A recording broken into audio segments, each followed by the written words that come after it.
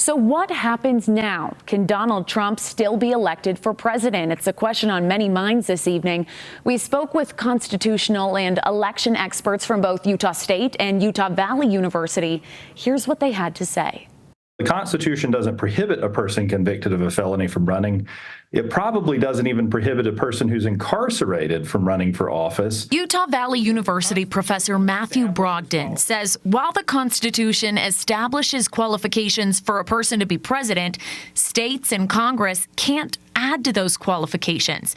He adds that constitutional precedence for a convicted felon running for president is not entirely clear. There's ambiguity about whether a president could pardon him or herself at all, and that would be in the case of a federal incarceration or a federal conviction. In the case of a state conviction, I think we're dealing with something a bit clearer. It's fairly clear that the pardon power of the president extends only to federal law. Professor Michael Lyons from Utah State says the verdict may have political implications. The range of people likely to have their vote influenced by this is relatively small.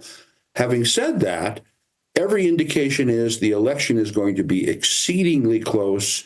It's going to come down to perhaps 3 to 6 key states. It could come down literally to the city of Omaha, Nebraska, because of the complicated logic of the Electoral College. Will the conviction cost Trump his right to vote? Ironically, it is possible that Donald Trump might not be able to vote for himself. And it depends upon whether he would try to vote as a resident of Florida or in New York. Professor Brogdon says the other cases involving January 6th and classified documents will be viewed much closer to Trump's misuse of public office. I think it is interesting that the one prosecution that actually landed was the one that really implicates Trump's personal character and not so much his political actions or his actions as an office holder.